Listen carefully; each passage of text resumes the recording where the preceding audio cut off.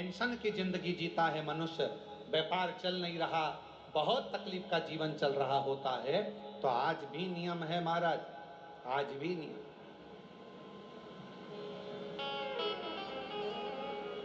कि सोमवार, शुक्रवार, ये 2 बार ऐसे हैं, इन 2 बार को यदि कटोरी में थोड़ा सा शहद रखकर, मधु रखकर यदि लक्ष्मी जी का स्मरण किया जाए और माता लक्ष्मी जी का स्मरण कर कर एक लाल पुष्प उस कटोरी के सम्मुख में माता लक्ष्मी का नाम लेकर रखा जाए और बाद में वही शहद, वही मधु और वही पुष्प सोमवार का दिन और शुक्रवार के दिन लक्ष्मी का पूजन कर कर, स्मरण कर कर, दूसरे दिन शुक्रवार के दिन पूजन करें, शनिवार के दिन उस मधु का, उस पुष्प का विसर्जन करें, सोमवार के दिन पूजन करें लक्ष्मी जी का स्मरण कर कर, और मंगलवार के दिन अगर विसर्जन करें, 5 या 7 सोमवार या शुक्रवार को यदि आप मधु का भोग लक्ष्मी जी को लगाना प्रारंभ कर दें, शिव का नाम स्मरण कर कर, तो उसके घर में कभी संपदा की कमी नहीं होती। लक्ष्मी उस संपदा को बढ़ाती बढ़ाती। और हम तो यहां तक कहेंगे, प्रयास करो, अगर आपके घर में छोटा सा शिवलिंग विराजमान है, आपके घर में अगर छोटा सा शंकर जी का शिवलिंग है, छोटा सा शंकर भगवान का शिवलिंग है, या आपके घर में कुबेरेश्वर धाम का कंकर है, और आपके घर में यदि शंकर भगवान का शिवलिंग है, या सीहोर का रुद्राक्ष हो, या शंकर भगवान का शिवलिंग हो, या कंकर शंकर हो, तो निवेदन है जहां पर भी शिवलिंग आपके घर में विराजमान है, अगर छोटी सी कटोरी में एक बेलपत्र को आप नीचे रखिए, छोटी सी कटोरी उस बेलपत्र के ऊपर रखकर उसमें थोड़ा सा मधु, शहद, शंकर भगवान की साक्षी में शिव जी के सामने अगर शुक्रवार की शुक्रवार रखना प्रारंभ कर दो, धीरे धीरे संपदा की वृद्धि अपने आप होना प्रारंभ हो जाती है। मधु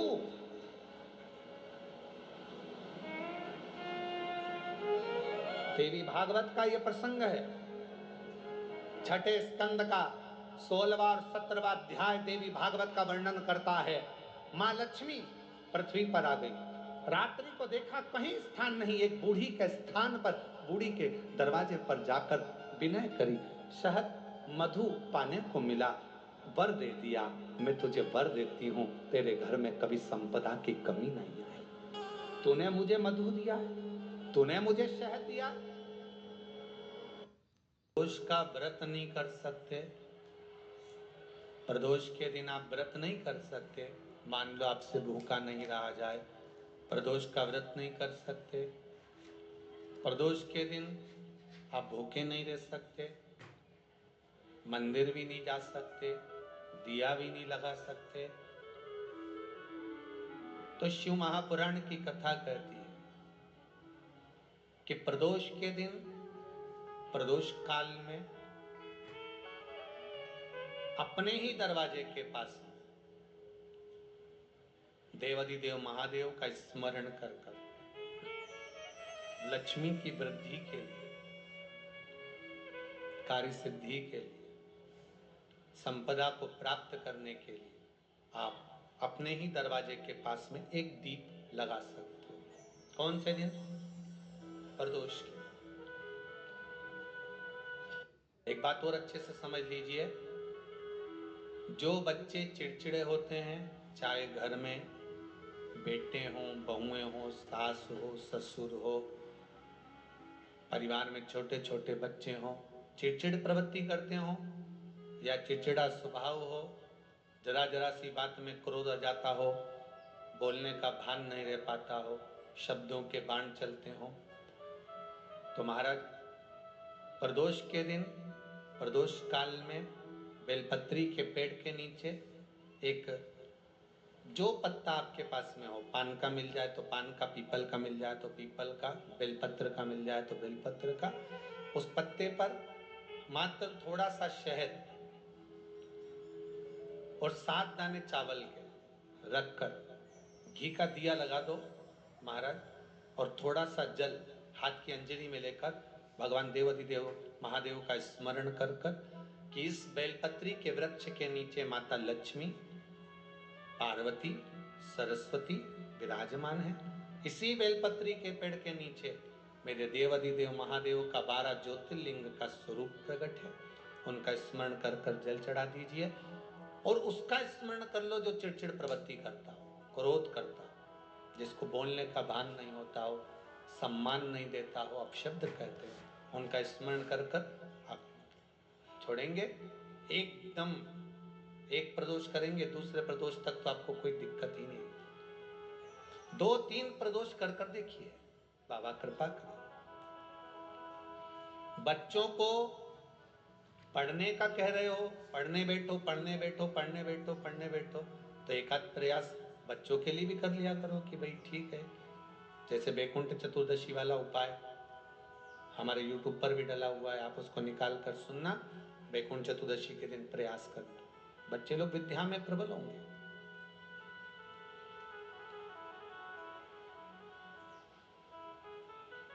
शिव उपासना का जो फल है वह 1000 ब्राह्मण देवता आज मंदिर के दरवाजे पर बैठे हुए थे, मंदिर की बुआरी लगाकर बेलपत्री को उठाकर एक बोरे में, एक बारदान में, एक झोले में भर रहे थे।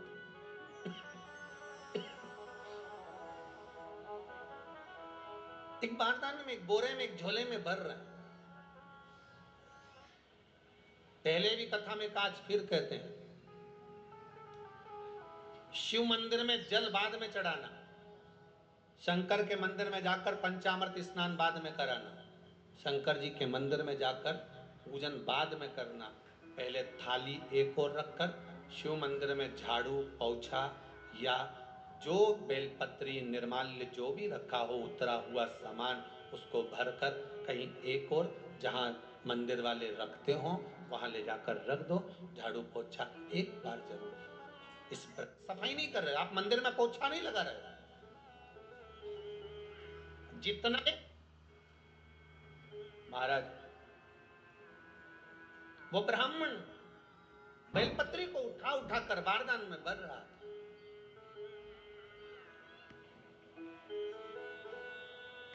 पूजन करने से पहले सबसे पहले सफाई का ध्यान रखो। और एक विश्वास रखना, आप मंदिर की सफाई नहीं कर रहे हो, फिर निवेदन करूंगा आपको, आप मंदिर की झाड़ू नहीं लगा रहे, आप मंदिर की सफाई नहीं कर रहे, आप मंदिर में पोछा नहीं लगा रहे। जितना हाथ आप मंदिर में फेर रहे हो सफाई के लिए, उतना आपके जीवन में जितना दुख है, जितनी तकलीफ है, जितना कष्ट है, जितनी बीमारी है, उस पर हाथ फेर रहे हो। मंदिर में नहीं फेर रहे हो। नहीं तो सारी दुनिया में जितने मंदिर हैं, सारे मंदिरों में ट्रस्टियों ने कुछ ना कुछ लगा के रखा है। स्वीपर आता है, साफ करके जाता है, ये आएगा सफाई कर कर जाएगा, पंडित जी होंगे तो बुआरी लगा देंगे, पंडित जी होंगे सफाई कर देंगे। उन्होंने तो पंडित जी को बोल के रखा है कि साफ कर दो, पंडित जी करते भी हैं, पर पहला फर्ज आपका है कि आप मंदिर में आए हो तो पहले आप सफाई करो। क्यों? क्योंकि हम उसका द्वार साफ रखें। आज के समय में तो एक नियम हो गया साहब कि मंदिर में जाते हो तो मंदिर के दरवाजे पर चप्पल उतार के जाते हो, नहीं तो शास्त्र रीति तो ये कहती है कि मंदिर में भगवान सामने बैठा है तो उसके सामने चप्पल भी नहीं उतारना चाहिए। तो कई लोग कहते हैं मंदिर के अंदर थोड़ी ना उतारा, हम तो जीने से भी बाहर, एकदम गेट के बाहर वहां उतार, पर सामने तो है ना,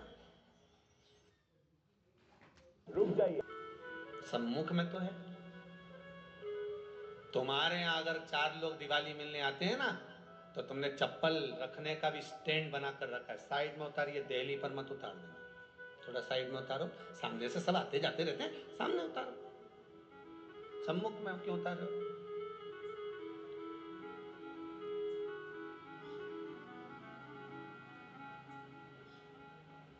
थोड़ा द्वार पे से दूर उतारिए।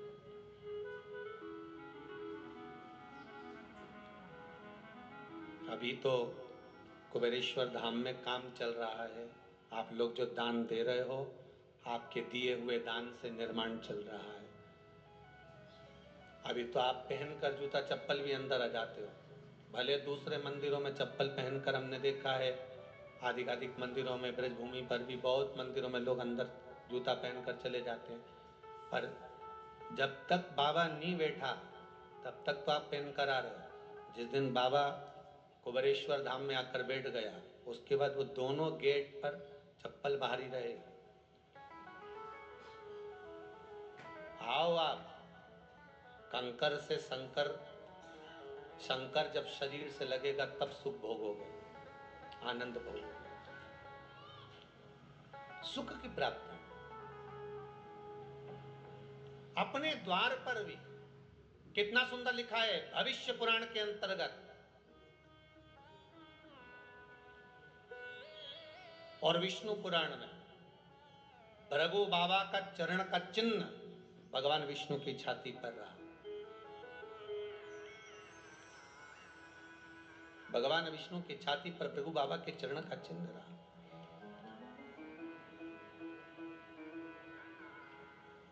चरण का चिन्ह। अब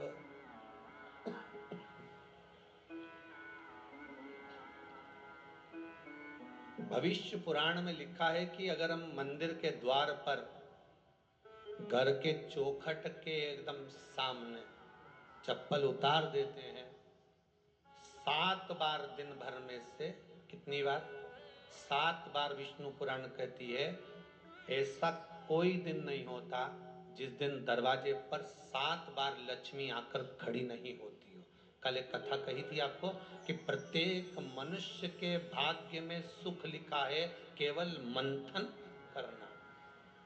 भविष्य पुराण कहती है 7 बार लक्ष्मी प्रत्येक मनुष्य के दरवाजे पर जाकर खड़ी होती है, पर द्वार पर चप्पल पड़ी होने के कारणवश वो लौट कर चली जाती है। बहुत ध्यान दीजिएगा महाराज, थोड़ा सा आपको बुरा लगेगा, लग जाए, पर शिव पुराण है, जीवन संवार देगी तो अच्छी बात है,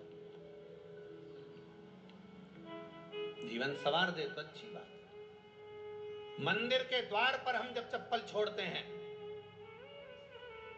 जिस मंदिर की चौखट पर चप्पल छोड़ी है, आप जितनी देर आराधना में लगे रहते हैं उतनी देर तक आपकी चप्पल पर जितने लोग लांग कर जाते हैं, जितने लोग लांग कर प्रवेश करते हैं, उसका भी दुख आपके भाग्य में आता चले जाता है। ध्यान दीजिएगा जरा, चप्पल का भविष्य पुराण में पढ़िएगा कभी कि पादुका का महत्व क्या है, पादुका किस ओर उतारना चाहिए, पादुका को कहाँ रखना चाहिए, किस जगह पर बुआरी झाड़ू को रखना चाहिए, किस जगह पर चलनी को रखना चाहिए, सुई उस सुई को जिस हाल में सब बैठते हैं उस हाल में क्यों रखा जाता है? सुई तो इतनी सी है, पर जिस हाल में सब बैठते हैं उस हाल में ना तो झाड़ू रखते हैं, उस हाल में ना चलनी रखते हैं। भैया क्यों नहीं रखते? कारण क्या? कि जिस हाल में सब बैठकर बात करें, आवक जावक की बात हो, व्यापार की बात हो, लक्ष्मी की बात हो, प्रेम स्नेह की बात हो, आपस में बैठकर सब चर्चा कर रहे हो, अगर वह छलनी होगी, झाड़ू होगी, तो बैठे बैठे बात करने में विवाद चालू हो जाएगा। 15-20 मिनट तुमने बहुत प्रेम की बात करी, अच्छे से बात करी, पति पत्नी बहुत प्रेम की बात कर रहे थे, मालूम पड़े बात करते करते से कब झगड़ा उत्पन्न हो जाए तो समझ में नहीं आया। हमारी बहू को क्या हो जाता है, बैठे बैठे बात करते करते झगड़ा कर देती है, जरा सी बात में झगड़ा चालू हो जाता है। कारण क्या है? जिस हाल में तुम बैठ रहे हो, जिस कमरे में तुम बैठ रहे हो, जिस हाल के अंदर सब बैठकर चर्चा करते, बात करते, चित्त करते, आपस में बैठकर सब लोग एक दूसरे के बातचीत करने बैठे हैं, आय व्यय देखने बैठे हैं, दुकान व्यापार की बात करने बैठे हैं, उस जगह पर भी झगड़े का क्रम कहां से आ गया? एक ना एक का मुंह क्यों फूल गया? कारण क्या था? कोई बात टेंशन क्यों आ रहा है? मतलब उस हाल में या तो चलनी रखी है या झाड़ू रखी है, भले तुमने सोफे के नीचे फंसा दियो, भले तुमने पीछे फंसा दियो, पर पड़ी जरूर है, रखी जरूर है, कहीं ना कहीं पड़ी होगी। क्यों कहते हैं कि जिस हाल में आप बैठ रहे हो, जहां पर आप संपदा की बात कर रहे हो, दौलत की बात कर रहे हो, व्यापार की बात कर रहे हो, व्यवसाय की बात कर रहे हो, उस हाल में अगर कहीं कैलेंडर टंगा हो, कोई सामान ऐसा रखा हो, कोई पर्दा ऐसा लगा हो, कोई चीज ऐसी लगी हो, तो उसमें एक सुई में रख दीजिए। क्यों कहते हैं? हमारे यहाँ दूल्हा भी जाता है ना, तो उसका जो साफा बनता है या जूता उसको पहनाते, उस तक में पिन टच करके भेज देते हैं। बोलो सही है कि गलत है? दूल्हा तोरण लगाने जा रहा है, दूल्हा तोरण देने जा रहा है, तो उसके जूते में भी पिन घुसेड़ कर भेजते हैं, पिन लगाकर भेजते हैं, उसके साफे में पिन लगाकर भेजते हैं। एक भले सुई नहीं लगाएंगे तो आल पिन लगाकर भेज देंगे। क्यों भेजते हैं? उसका कारण क्या? कि लक्ष्मी को लेने जा रहा है, संपदा लेने जा रहा है, और जिसको वो ब्याह करने जा रहा है उसका संबंध सुई और धागे के संबंध जैसा हमेशा सिला हुआ होना चाहिए, उधेड़ा ना जाए, कैची जैसा कटा हुआ नहीं होना चाहिए। एक एक प्रमाण को जरा देखो तो। और दुनिया के लोग कहते हैं साहब हमारे यहाँ तो सुख नहीं है, शांति नहीं। शांति तुमने भंग करी, कोई दूसरा भंग करा। चप्पल उतार दी दरवाजे पर, मंदिर के द्वार पर। हम तो यहाँ तक कहेंगे पशुपति व्रत करने जा रहे हो, पशुपति व्रत को धारण करने जा रहे हो, एक सोमवार मत पहनो चप्पल। जब मंदिर जा रहे हो तब दिन भर पहनो, मंदिर जाओ मत पहनो। कोई जरूरी है कि मंदिर पहनने चप्पल पहनना जरूरी है? मत पहनो। मंदिर के द्वार पर जहां भगवान विराजे हैं उसके द्वार पर अगर आपने चप्पल उतारी है, आप तो अंदर चले गए। और जितने लोग लांग रहे हैं उसका मालूम, उसका स्मरण कितना कितना गया। छाता, चप्पल, आसन, मांग का टीका, इसका भी वर्णन पहले कर चुके कथाओं में, आप लोगों ने सुना होगा। छाते का भी वर्णन किया, किसी का छाता बारिश में तुम लेकर आ गए, पानी गिरने लगा, जी जी तुम्हारा छाता देना, छाता तो लेकर आ गए, पर जितने दिन तुम्हारे घर में रखा हुआ है उतना दिन तक हिसाब लगा कर रखना कि 15 दिन रखा तो तैयारी रख लेना। 15 दिन में कितने घंटे हुए, कितने घंटे कितने पल, उतना आपको दुख भोगना पड़ेगा। दूसरे का छाता आया, इसलिए कोई प्राण छोड़ता है, मरता है, तो उसके पद में यही सब चीजें देना पड़ती। क्या क्या बोलते जाओ, छाता, चप्पल, आसन, माला, सब देना पड़ता है। बोलो देते कि नहीं देते? तो क्यों देना पड़ता है? छाता क्या काम का कि छाता देना पड़ेगा? क्या व्यक्ति 24 घंटे क्या धूप में रहता था कि पानी में रहता था जो छाता देना पड़ेगा? चप्पल क्यों देना पड़ेगा? किस लिए देना पड़ेगा? उसका शास्त्र प्रमाण है।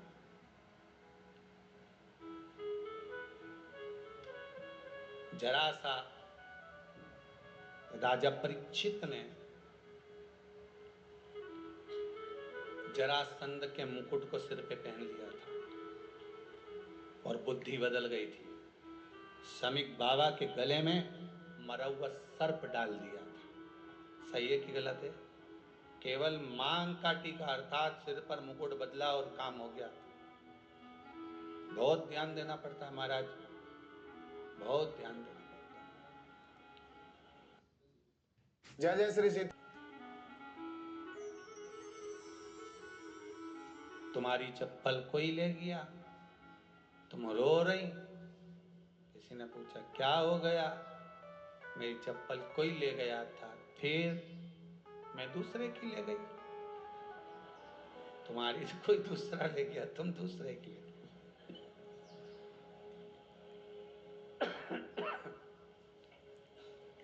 नहीं भाई,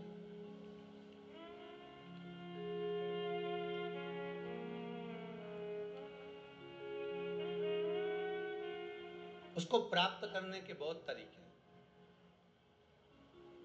एक सत्य बात कहें, 7 बार लक्ष्मी प्रतिदिन मनुष्य का द्वार झांकने के लिए आती है। ऐसा कोई दिन नहीं जाता जिस दिन तुम्हारा भाग्य भगवान पलटने के लिए नहीं बैठा हो।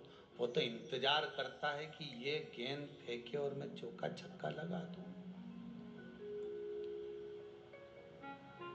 वो कहते हैं ना, एक ओवर में कितनी गेंद फेंकते हैं? जम के बोलो। अरे एक ही फेंकते हैं। एक ओवर में कितनी गेंद फेंकते हैं? एक। वही गेंद बार बार फेंकते हैं ना, गेंद तो एक ही है नहीं। वो तो बार बार गिनाया तो 6 बार गिना, तो फेंकी तो एक ही है कि बदल बदल के फेंक दी, पीली नीली हरी गुलाबी? नहीं, एक ही है।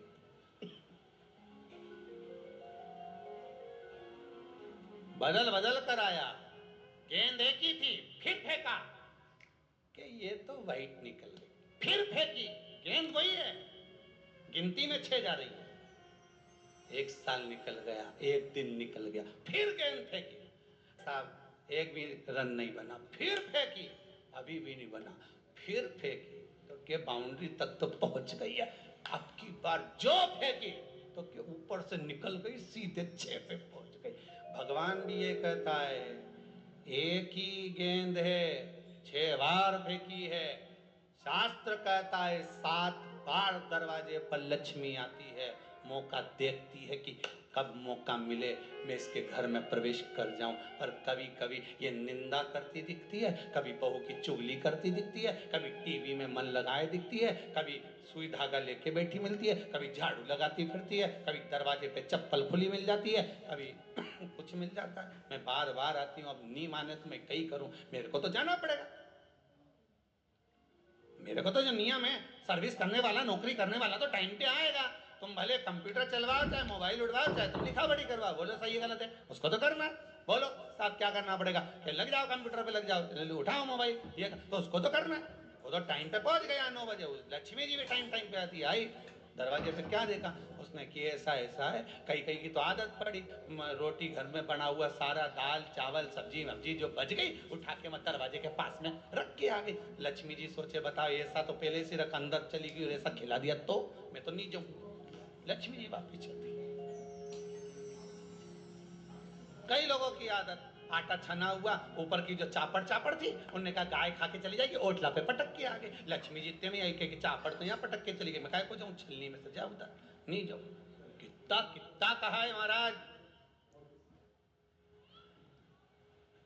केवल एक दिन का इंतजार रहता है, दिवाली आए लक्ष्मी जी महाराज घर आएगी ने, लीप लिया ने, पोत लिया ने, मांडना भी मांड लिया, लक्ष्मी जी का पाँव भी मांड लिया ना, कमल का फूल भी मंगवा लिया, गेंदा की माला भी बुलवा ली, सारी गेंदा वेंदा की माला दरवाजे पे भी लगा दी, चौक मोक घूर के बेटी इंतजार में, लक्ष्मी जी आएगी लक्ष्मी जी आएगी। लक्ष्मी जी बोली मैं तो रोज आऊँ री जी, मैं तो रोज आऊँ, पर कई करूँ थारी बुद्धि काम नहीं करे, मैं कई करूँ, मैं तो रोज आऊँ। फिर के लक्ष्मी मैया अब की बार आ गई तो जाजे मती दी, बड़ी तकलीफ में हूँ।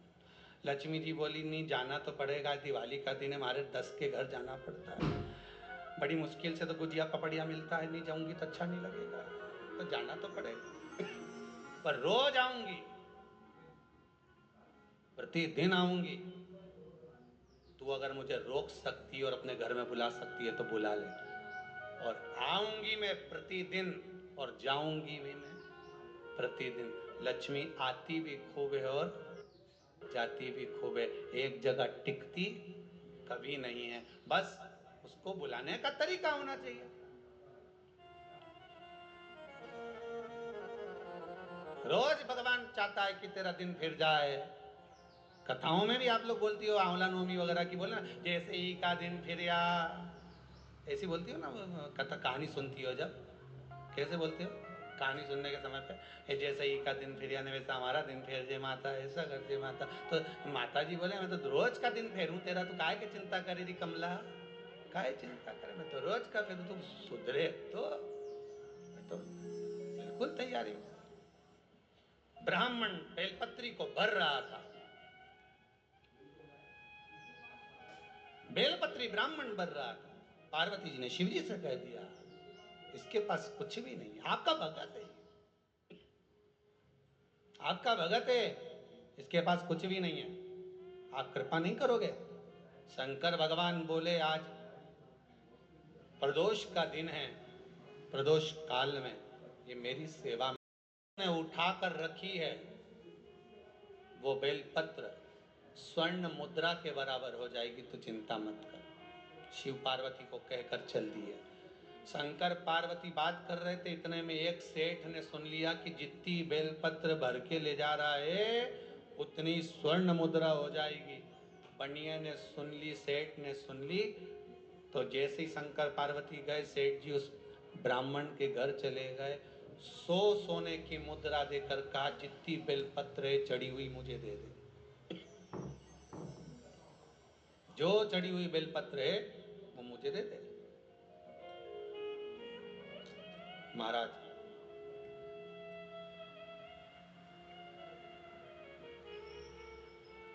अब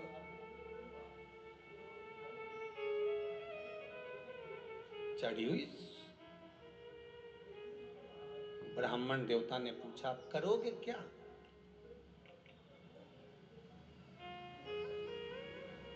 क्या करोगे चढ़ी हुई बेलपत्र का। महाराज ये चढ़ी हुई जो बेलपत्र है ना, आप मुझे दे दो, मैं 100 स्वर्ण मुद्रा आपको देता हूं। धर्मपत्नी ने कहा दे दो। ब्राह्मण बोला यही तो हमारी पूंजी है,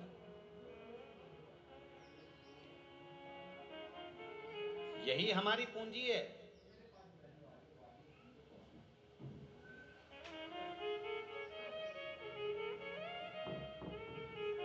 जब आप भगवान की पूजन करो, पूजन करने के बाद जब विसर्जन होता है देवताओं का, आप पूजन पे से ब्राह्मण निर्माल्य उतारते हैं, तो यजमान का कार्य है जो निर्माल्य नीचे उतारा गया है उसको नेत्रों से लगा कर रखना चाहिए, क्योंकि ये यजमान की पूंजी है। ये ब्राह्मण की पूंजी है। कर्मकांडी ब्राह्मण, पूजन करने वाला ब्राह्मण, भगवान की भक्ति में डूबने वाला ब्राह्मण, भगवान के भजन में, मंदिर देवालय में पूजन करने वाला ब्राह्मण जब यजमान से पूजन कराता है, पूजन कराने के बाद जब निर्माल्य को उतारता है, जो चढ़ी हुई वस्तु है जब निर्माल्य होती है उसको उतारा जाता है, तो ब्राह्मण भी यजमान से कहते हैं इसको नयनों से लगा लीजिए। ये साधारण नहीं है।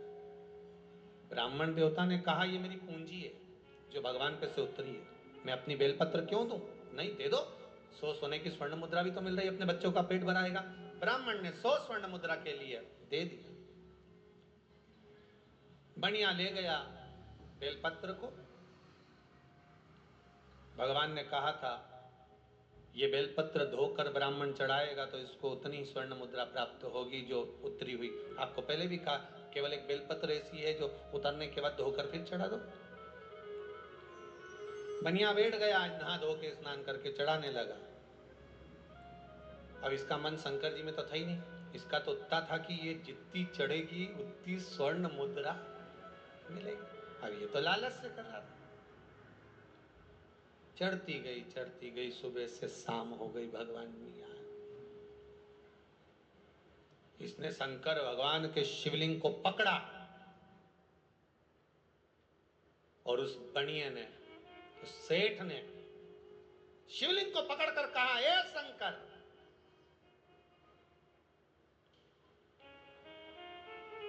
मेरी 100 सोने की मुद्रा चली गई, तेरे चक्कर में आज मैं शिवलिंग को उठा लेता हूं। जैसे ही शिवलिंग को पकड़ा ऐसा चिपक गया, हाथ ही नहीं निकला, हाथ नहीं निकला, चिपका हुआ, निकल ही नहीं रहा। आंख से आंसू निकलने लगे, सुबह से लगा था, हाथ नहीं खुल रहा। शंकर भगवान आकाशवाणी कर कर बोले, उसके भाग्य का धन तू लेना चाहता था? 1000 स्वर्ण मुद्रा ब्राह्मण को दान दे, क्योंकि उसके भाग्य की थी ये बेलपत्र। तब हाथ छूटेगा। बनिया बोले पहले हाथ तो छोड़ो, तो 1000 मुद्रा दूंगा। इसने सोचा कि 1000 मुद्रा तब दूंगा जब हाथ छूटेगा। हाथ छूटेगा तो कौन देगा?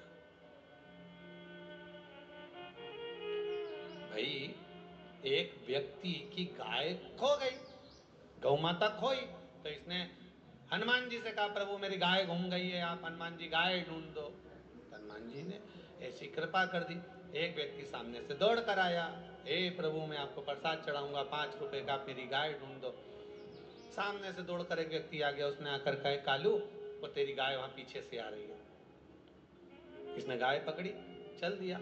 मंदिर के पंडित जी बोले देखो 5 रुपए का प्रसाद बोला था, तुम्हारी गाय मिल गई, चलो। भगवान हनुमान जी ने ढूंढ दी, चढ़ाओ प्रसाद। उसने कहा उसने हनुमान जी ने क्या करा, गाय तो खुद मेरे पास आ रही थी। हाथ छूटेगा, क्यों दूंगा मैं 1000 स्वर्ण मुद्रा? भगवान ने हाथ ही नहीं छोड़ा, भगवान को मालूम छोड़ा ही नहीं। क्या करूं मैं?